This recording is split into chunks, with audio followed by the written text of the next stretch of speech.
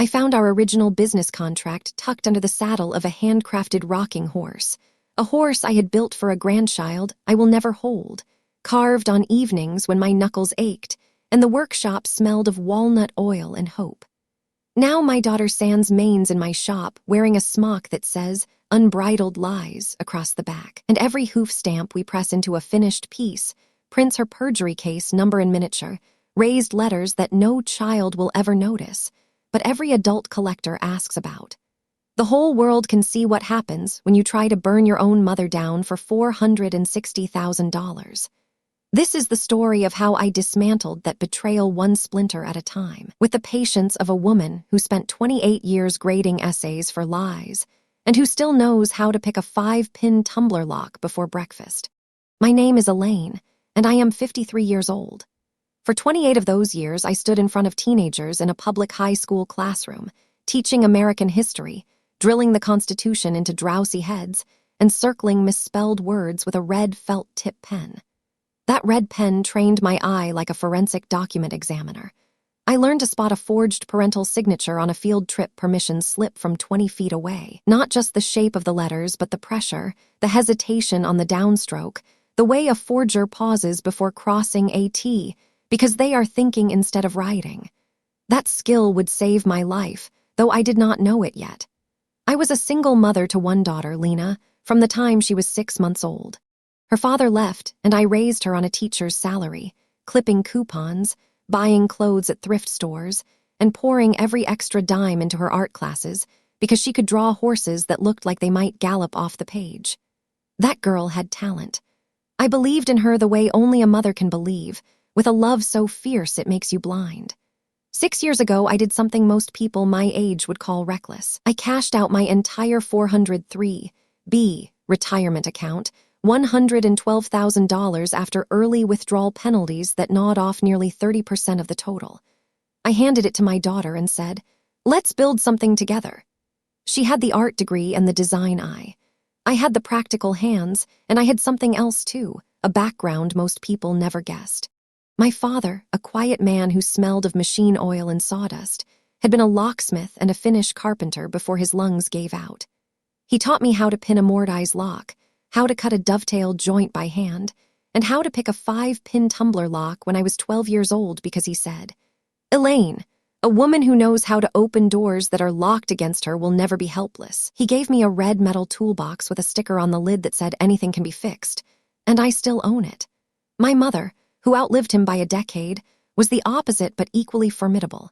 She kept every receipt, every bank statement, every insurance document in accordion folders labeled with the year in tidy black Sharpie. That woman threw away nothing. That detail about my mother matters more than anything else, and I will circle back to it soon. My mother passed away on a Tuesday in mid-October, a sudden stroke while she was watering her marigolds on the back patio. The funeral was a blur of hymn books and damp earth, and a catered lunch at the church hall where distant cousins I had not seen in a decade kept squeezing my shoulder and saying, "She's in a better place." I barely remember lowering the casket. What I do remember, with the hard, crystalline clarity that trauma engraves, is what happened 48 hours later, when my daughter Lena and her new husband Derek arrived at my front door. Derek was a man I had disliked from the first handshake. He wore expensive watches with faces too large for his wrist and talked about synergy in a way that made my teeth ache. He had met Lena 3 years ago at a startup conference and married her within 6 months. In that time, he had inserted himself into every corner of our business, timber and trot, the workshop my daughter and I had built with that 403B money. The workshop specialized in handcrafted wooden rocking horses, heirloom pieces carved from hard maple and walnut, finished with tung oil and shellac, each one taking 80 to 100 hours of labor. We had 23 original patterns I designed myself, each named for a different horse breed, and custom brass nameplates we ordered from a foundry in Pennsylvania. The business was legitimate, profitable in a quiet way, and I had insisted on a notarized 50-50 partnership agreement before a single dollar left my account. I also insisted on a clause that guaranteed any future grandchild a free rocking horse of their own, a promise I had written in by hand, because I wanted Lena to remember that this business was built on family. We signed it in front of a notary public named Shirley Vance on a bright Tuesday morning, and I filed the original in my safety deposit box. Or so I thought. Lena and Derek arrived at my house 48 hours after my mother's burial. They did not bring a casserole. They did not bring flowers. Lena breezed past me into the living room, and Derek shut the door behind them with a soft, deliberate click. Lena sat me down at the kitchen table, her eyes dry and focused, and slid a slim leather portfolio toward me. Inside was a stack of papers, crisp and white, with blue ink signatures I recognized as copies of my own hand. She explained, in a voice smooth as buttercream, that the business was gone. She and Derek had filed dissolution paperwork with the state 3 weeks prior. The partnership was terminated, and the Timber and Trot brand, along with all 23 original patterns, the jigs, the templates, even the custom brass nameplate die, had been sold to a national toy museum chain called Heritage Carousel Holdings. The sale price was $460,000, paid in a complex earn-out arrangement she did not fully explain. My share, she said, after corporate restructuring and legal fees and the payoff of the equipment loan, was $3,200. She slid a check across the table toward me, a pale green business check from a bank I did not recognize, with Rocking Horse Dissolution scrawled in the memo line in Derek's tight, angular handwriting. I remember staring at the bottom line, the number 3, 200. 00 printed in a font that felt like an insult. I remember the cold, creeping certainty that crept up my spine when I looked at the signature on the dissolution form, a jagged facsimile of my own hand. I did not sign that. I have graded 30,000 essays in my career, and I know my own loops and pressure points like I know the sound of my own heartbeat. The E in Elaine was wrong. The loop was too narrow, and the terminal stroke had a little upward flick that my hand never made because I finished my capital E with a downward curve. I said nothing. I let my eyes go unfocused and watery. I nodded slowly, like a woman in the fog of grief, and told them I needed to lie down. They left the check on the table like a tip at a diner, and as the door clicked shut behind them, I made a silent promise that I would not rest until every one of their lies was laid bare. Later that afternoon, I drove to my mother's house to begin the miserable work of sorting her belongings. The air inside was stale and still, missing the lavender perfume she had worn every day since 1967. In her bedroom, the closet was neat and orderly, and on the top shelf, wrapped in a faded patchwork quilt, I found something that made my breath catch. It was a fully finished rocking horse, a custom Oakmont stallion model that I had carved myself over 160 hours of evenings and weekends 2 years earlier. The horse was maple and cherry, with a flowing mane I had shaped with a spoke shave, and then sanded for 3 days until it felt like silk. This horse had been intended for Lena's first child, a grandchild who never came, because a year ago Lena had made it clear through a text message that she and Derek were not planning a family. I had given the horse to my mother anyway, because she had admired it, and because I could not bear to sell a piece built for blood. She had kept it in her closet, dusted with care, and she had tucked a small brass plaque onto the saddle riser that read, in an ornate script, "For my great-grandbaby someday." I knelt to run my hand along the horse's flank, tracing the grain. The saddle was a removable piece of polished walnut, held by 2 hardwood pegs that fit into mortises I had cut with a chisel. Something felt off. The fit was snugger than I remembered. I wiggled the saddle free, rocking it gently from side to side, and discovered a shallow compartment hollowed into the horse's back, a space about 6 inches wide and an inch deep that I had not carved. I had not carved it because I knew every inch of that horse, and that cavity was not in my original design. Nestled inside, wrapped in a Ziploc freezer bag, was a manila envelope. I opened it right there on the dusty beige carpet, my heart hammering in my throat. Inside lay the original notarized partnership agreement for Timber and Trot, dated 6 years earlier, crisp and untampered. Page 1 bore Lena's loopy signature in purple ink, the one she had used since high school, and my own in black felt tip, both witnessed by Shirley Vance, whose embossed notary stamp was clearly legible with her commission number and expiration date. Every page was there. The dissolution they had filed was a cheap forgery, built on a document that had never been valid, propped up by a notary stamp that I would later learn had been digitally altered. Stapled to the back of the contract was a handwritten note on my mother's personal stationery. The same ivory sheets with a blue floral border she had used for birthday checks and Christmas cards. Her cursive was shaky, the letters smaller than her usual hand. Written with a pressure that suggested she was pressing the pen too hard, as if the words were heavy, it said, "Do not trust Lena. I overheard her and Derek discussing how to cut you out last spring. She forged your name on a credit application. I saw the paper on her desk. I'm hiding this here because it's the only place they will never look. Save yourself, sweetheart. I love you. Mom." The note was dated 5 months before my mother died. She had known. She had sat on that knowledge, protecting me with a silence that must have eaten her alive, all while baking cookies for the church bake sale and watering her marigolds. She had buried the only genuine proof right under the saddle of a horse meant for a child who would never exist, certain that my daughter's greed would overlook sentiment, because to Lena a rocking horse was just a product, not a promise. Before I continue this story, let me know where you are watching from in the comments below. Hit like and subscribe if you believe that a mother's love should never be twisted into a weapon. Now, I am going to tell you exactly how I turned their fraud inside out, piece by piece. Lena and Derek called me 3 days after my trip to my mother's house, and this time there was a fresh urgency in their voices. Derek did most of the talking, explaining that the Heritage Carousel deal required one final signature from me, a full and absolute release of partnership claims, because the corporate attorneys had found a technical glitch in the dissolution paperwork. He used the phrase, belt and suspenders solution, 3 times. They offered to handle all the legal fees, to have a mobile notary come to my house, to smooth everything over. Lena chimed in with practiced concern, telling me that the property taxes on my house were about to come due, that there was a lien risk on the equipment loan I had co-signed, and that if I did not sign, the whole deal might collapse and I would be left holding a bankrupt shell of a business. She told me I could lose my home, the same home I had used as partial collateral for the original workshop loan, a fact she wielded like a scalpel.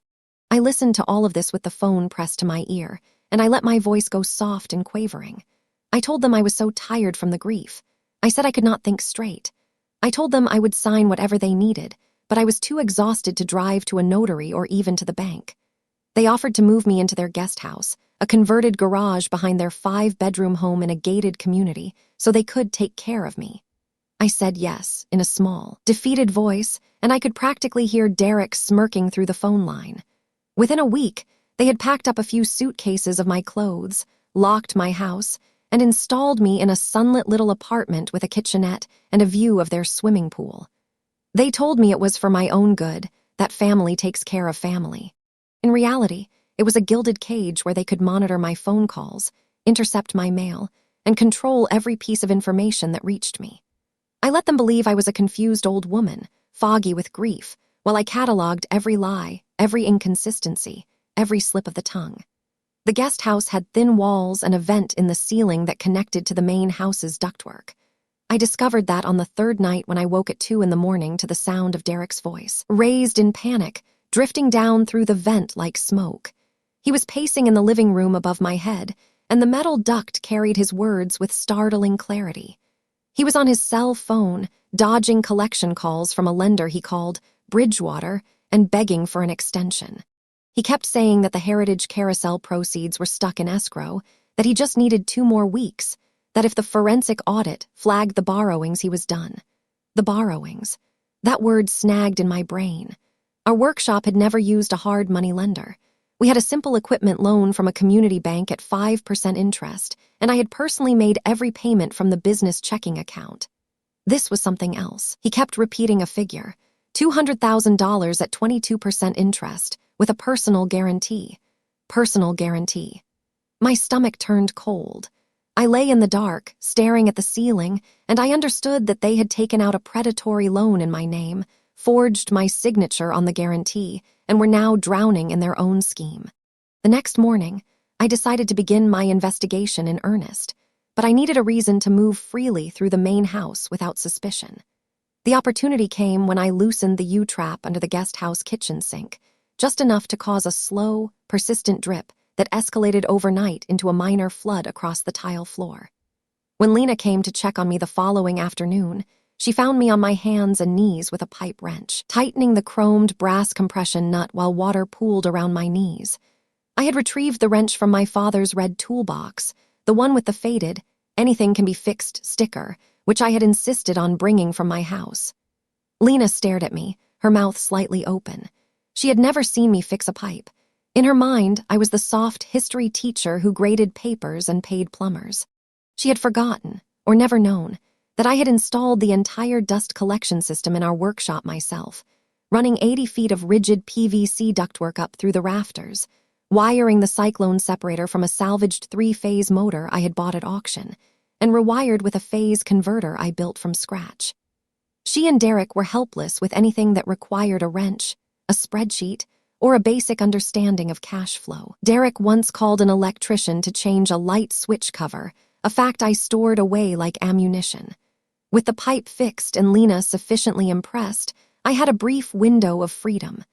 I told her I needed to organize some papers in my room, and she left me alone. I had already photographed the original contract and my mother's note with my phone, storing them in a cloud account they could not access, using a new email address I had set up at the public library before they moved me. Now I needed the real dirty laundry, the loan documents, the wire transfer records, the shell company filings. I knew Derek kept a locked filing cabinet in his home office, a room behind a heavy oak door with a cheap quickset lock. Quickset locks use a standard 5-pin tumbler mechanism with shallow, forgiving tolerances. My father had taught me to pick them when I was a child, using a tension wrench made from a street sweeper bristle and a hook pick he had ground from an old hacksaw blade. I still had those tools, wrapped in an oiled cloth at the bottom of the red toolbox. 2 evenings later, when Lena and Derek went out to a wine bar with a real estate developer Derek was trying to impress, I slipped into the main house. I had a tension wrench and a hook pick in my pocket, the same tools I had first used at my father's workbench 40 years ago. The office lock gave way in 17 seconds, the final pin setting with a satisfying little click that I felt through the wrench. I was not proud of the speed, but I was grateful for the muscle memory. The filing cabinet was a 4-drawer Fire King with a tubular cam lock. A tubular lock is a different beast than a pin tumbler. Instead of a row of pins, it has a circular arrangement of pin stacks around the keyway, and you need to apply even tension and pick each pin in sequence. A professional would use a tubular lock pick, but I did not have one. My father, however, had taught me a trick with a Bic pen. The plastic barrel of a cheap ballpoint pen has a diameter that can be pressed into the circular keyway, and the soft plastic will deform around the pins, creating an impression. With enough pressure and a little back and forth rocking, you can sometimes set all the pins simultaneously. I found a clear Bic pen in a desk drawer, removed the ink cartridge, and softened the open end with a lighter until it was pliable. Then I inserted it into the lock, applying steady pressure while rocking the pen in a slow, rhythmic circle. It took 11 minutes. I listened to the grandfather clock in the hall tick off the seconds, my hands steady, my breath controlled, until the lock gave a soft, satisfying clunk and the drawer slid open. Inside the bottom drawer, beneath a sheaf of meaningless tax forms, I found a manila folder labeled Alpine Holdings. Inside were incorporation papers for a shell company registered in Wyoming, with Derek listed as the sole manager and a registered agent address that was just a P.O. box. Attached to those papers were wire transfer confirmations from Heritage Carousel Holdings. I traced the path with my finger. The payment had gone from Heritage Carousel into an intermediate account at a bank in the Cayman Islands, then into Alpine Holdings account at a regional credit union, then into a personal checking account in Derek's name. The total amount transferred was $457,000 after processing fees. The $3,200 check they had mailed me was exactly 0.7% of the sale price. They had pocketed the rest and were actively moving it to avoid detection. I photographed every page, my phone camera clicking softly in the quiet house. Then I turned to the shredder bin beside the desk. It was a cross-cut shredder, the kind that reduces paper to tiny confetti squares, but Derek had been lazy. He had emptied the bin but missed a handful of strips that had jammed in the cutting head, dangling like papery spider legs. I pried them out with tweezers I found in the desk drawer and slipped them into a Ziploc bag. Back in my guest house, under a bright LED desk lamp, I went to work. I dumped the shreds onto a piece of white poster board and began the painstaking process of reconstruction. Cross-cut shredder fragments are harder to piece together than straight strip shreds because each piece is tiny and squarish, but they have identifiable edges if you look for patterns. I matched font fragments, looking for serif letters, for the distinctive shape of an ampersand, for the dotted line of a signature block. After 4 hours of work, I had reconstructed 3 partial documents. The first was a credit card application in my name for a business line of credit from a high-interest issuer, with a forged signature that mimicked my own, but used the wrong E formation. The loop was too narrow, and the crossbar of the capital E extended too far to the right, an error I had first seen in a field trip permission slip Lena had forged when she was a junior in high school, so she could go to an art museum with a boy I had forbidden her to see. I had kept that slip in a drawer for a decade as a reminder that my daughter had a talent for deception.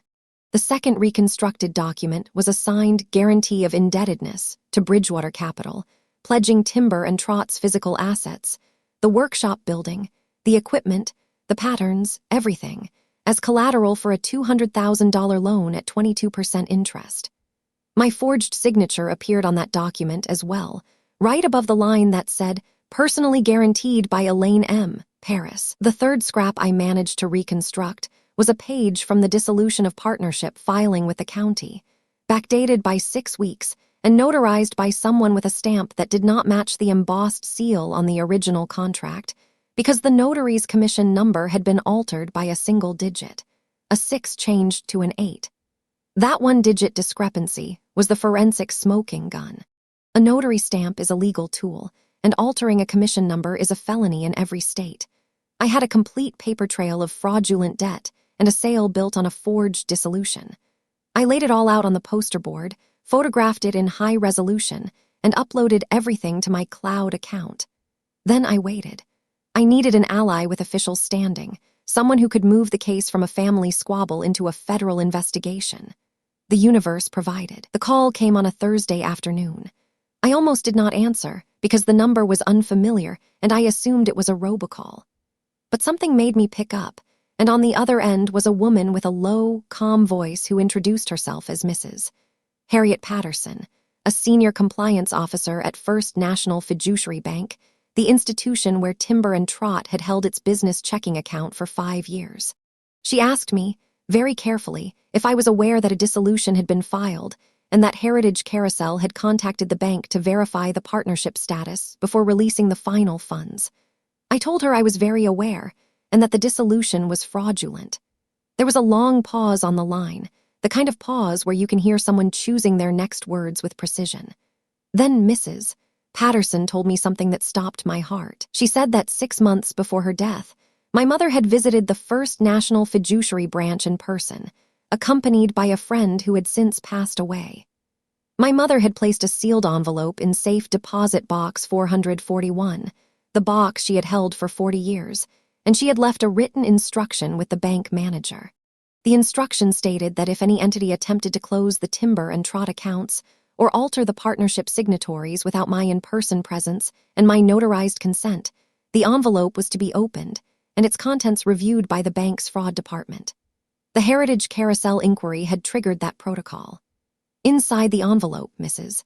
Patterson explained, was a notarized affidavit from my mother, a copy of the original partnership agreement, and a handwritten letter addressed to whoever might read it.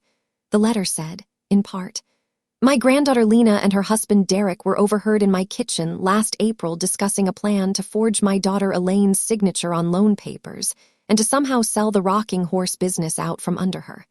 I am old and my health is failing. I do not know when they will act, but I know they will. Please protect my Elaine. Everything I have is for her." My mother had created a dead man's switch, her own voice speaking from beyond the grave, armed with the exact evidence I had just found under a rocking horse saddle. She had known that her silence would outlive her, and she used it to wrap me in a legal shield that could not be broken. Mrs. Patterson asked if I could provide the original contract, the note, and the forensic evidence I had gathered. I told her I had everything, and I could deliver it in person. She mentioned that the bank's legal team was already coordinating with a federal investigator from the United States Postal Inspection Service because the wire transfers had crossed state lines and the forged guarantees on the Bridgewater Capital loan might constitute mail fraud, which falls under their jurisdiction. She gave me the name of the investigator, Special Agent Marcus Webb, and a secure number to call. I did so that evening, and Agent Webb listened without interrupting while I described the documents, the shell company, the forged signatures. He told me to sit tight, to keep playing the role of the confused old woman, and to provide him with the digital copies immediately. I did, and he confirmed receipt. He said the bank would freeze all accounts linked to Alpine Holdings and Heritage Carousel, and that he would coordinate a meeting at the bank where we would spring the trap. Before that trap could close, I needed absolute certainty that my daughter was beyond redemption. The forensic evidence was damning, but there was a part of me, the mother who had held Lena as a newborn and watched her take her first wobbly steps, that needed to see what she would do if she thought I was dying at her feet. I planned a medical scare. I have a lifelong history of mild vasovagal syncope, a condition where my blood pressure can drop suddenly under stress, causing fainting. I knew my body well enough to trigger an episode if I hyperventilated quietly for a few minutes, and then released my breath in a controlled collapse. I practiced in my guest house, using a blood pressure monitor to ensure my readings were in the right range. On a Sunday afternoon, when both Derek and Lena were home, lounging in the living room with the Sunday paper and a tablet streaming stock tickers, I walked in through the patio door. I made my voice breathy, clutched the door frame, and let my knees buckle. I collapsed onto the hardwood floor with a solid, ugly thud, my head lolling to the side, my arm twisted beneath me at an angle that looked painful but was carefully calculated to avoid actual injury.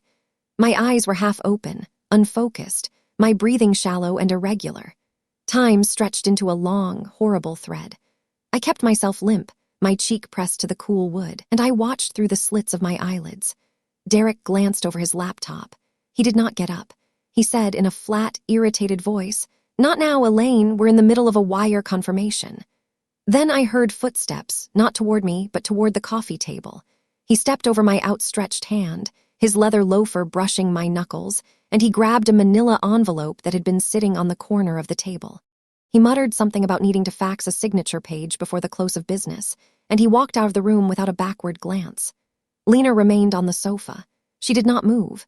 She did not speak. 8 full minutes passed while I lay there, counting my own heartbeats, listening to the silence. Then she sighed heavily, the kind of put-upon sigh she used to give as a teenager when I asked her to empty the dishwasher. She said, in a voice entirely devoid of concern, "Mom, stop being dramatic. You're not having a heart attack. Get up and drink some water." She did not check my pulse. She did not call 911. She used her phone to dial the non-emergency line and said with a theatrical weariness, "My mother is being theatrical again. Can you send someone to check her out? She faints sometimes. It's a thing she does." The ambulance came. I played the part, groggy and confused, and the paramedics noted my blood pressure had spiked from the stress of pretense, but was otherwise unremarkable. I told them I was fine, just tired. When they left, I sat on the edge of my guest bed and let the last ember of maternal hope burn to ash. There was nothing left inside me but a cold, patient anger and the precision of a historian who knows how to build a timeline that will stand up in court. The confrontation took place 5 days later at a First National Fiduciary branch, in a glass-walled conference room on the 2nd floor that smelled of coffee and carpet cleaner. Mrs. Patterson had arranged the meeting under the pretense of finalizing the transfer of the Heritage Carousel funds from the partnership account to Derek's designated shell company. Derek believed I was finally going to sign the full release and confirm my identity to the bank's satisfaction, so the frozen escrow would unlock and the money would flow. He and Lena escorted me into the room, both of them dressed in their best professional armor.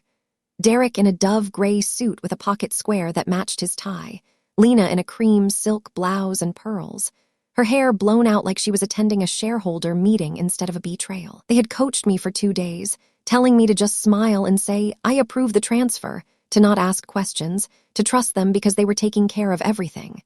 The room had 4 other people. Mrs. Patterson sat at the head of the polished maple table, her white hair swept back in a neat chignon, a thin folder in front of her. Next to her was a man in a dark suit with a quiet, coiled presence. He introduced himself as Special Agent Marcus Webb of the United States Postal Inspection Service, and he clipped a badge to his belt with a practiced motion that drew everyone's eye. The Heritage Carousel representative, a nervous woman named Dr. Adeline Cho, who was clutching a tablet like a life raft, sat at the far end of the table looking deeply uncomfortable. A bank attorney in a pinstriped suit completed the group. The atmosphere was thick and charged, like the air before a thunderstorm. Derek started the proceedings by pushing the release document toward me with a flourish. It was a thick sheaf of legalese, with little colored tabs marking the signature lines. He handed me a heavy Montblanc pen, the kind that costs more than a car payment. I looked at the pen, then at Lena's expectant face, her smile tight and eager. I set the pen down gently on the table. I spoke, and my voice was steady, the same voice I used when I told a room full of sophomores that the Reconstruction era started with hope and ended with the dangling promise of 40 acres and a mule. You'll get my signature when hell freezes over, Lena. But I will give you something better. Case number 23CF0471, filed in the district court this morning for criminal forgery, fraud, and conspiracy. The room went very still. Lena's smile froze on her face, then crumbled like a sandcastle under a wave. Her mouth opened and closed, but no sound came out. Derek's face cycled through confusion, indignation, and then a wild, cornered anger. He started to rise from his chair, his mouth forming a bluster about legal counsel, but Agent Webb was already on his feet, moving with an unhurried calm. He placed a hand on Derek's shoulder and said, in a voice so quiet it was almost a murmur, "Derek Hartwell, you are under arrest for wire fraud, bank fraud, and conspiracy. You have the right to remain silent." He recited the Miranda warning without breaking eye contact, like he was ordering a sandwich. Mrs. Patterson opened her folder with a soft rustle of paper and produced the original partnership agreement, still in its Ziploc bag, along with my mother's sealed affidavit and the letter from the safe deposit box. She explained, in a calm, bureaucratic voice, that the bank had flagged the forged signatures on the loan guarantee and that the Heritage Carousel acquisition was contingent on a valid partnership dissolution, which did not exist. The entire sale was void ab initio, a Latin term she pronounced with the quiet satisfaction of a woman who has spent decades in compliance and finally gets to say the words that undo a fraud. She also noted that the bank's forensic accounting team had traced the wire transfers through the Cayman Islands shell account to Alpine Holdings and had placed a freeze on all linked accounts under a federal seizure order obtained that morning. Lena looked at me then, and I watched the calculation drain from her eyes and be replaced by something I had not seen in years, not since she was a small child caught in a lie, true, unvarnished fear. She said, her voice cracking, "Mom, you don't understand, we were trying to protect you. The business was failing, we were going to lose everything, we did this for you." I said nothing.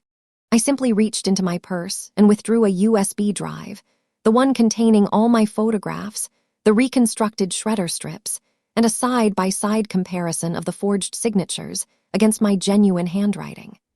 The document on the drive was formatted exactly like the plagiarism reports I used to file for my history students, complete with color-coded annotations, red circles around the discrepancies, and a written analysis that concluded with the line, "Signature atypical, downstroke pressure inconsistent, baseline ascender loop missing characteristic hook on letter L, overall rhythm indicative of a trace forgery executed by an individual unfamiliar with the genuine signatory's natural stroke sequence."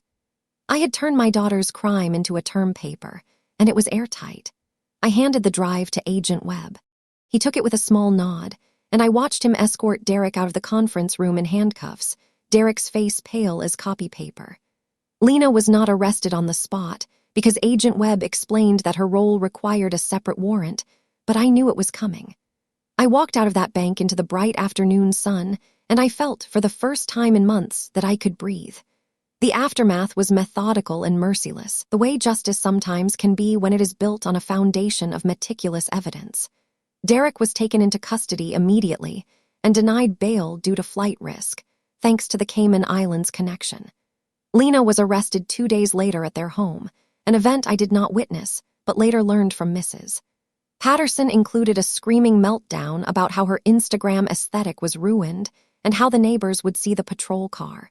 The investigation unearthed the full scope of their scheme.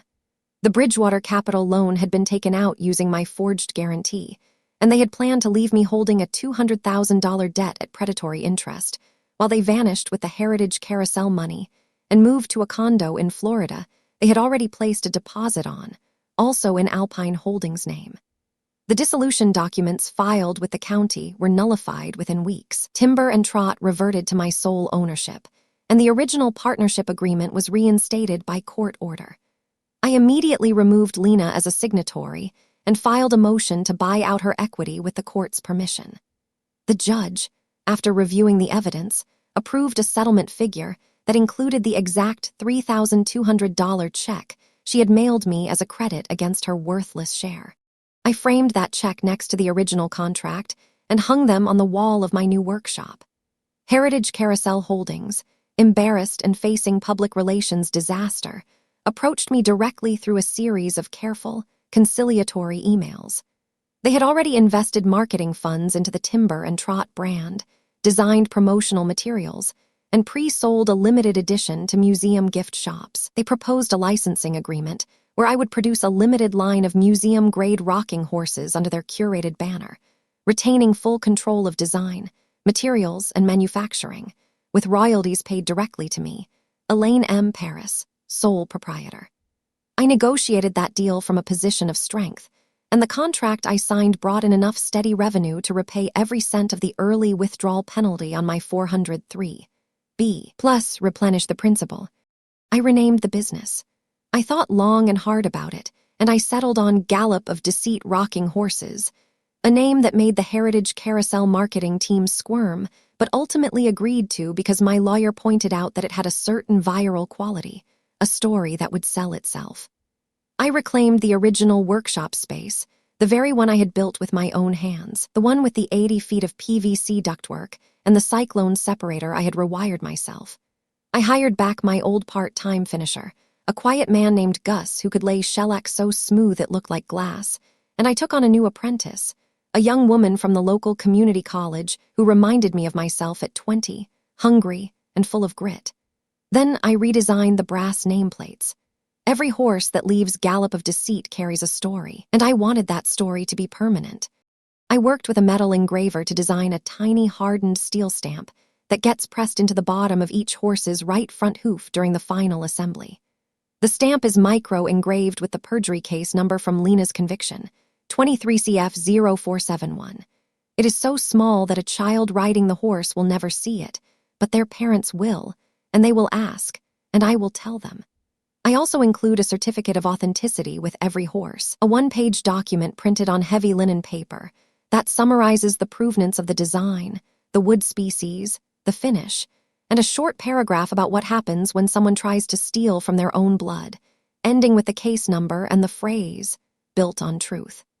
Lena was convicted of forgery in the first degree, conspiracy to commit fraud, and perjury for lying on the dissolution affidavit.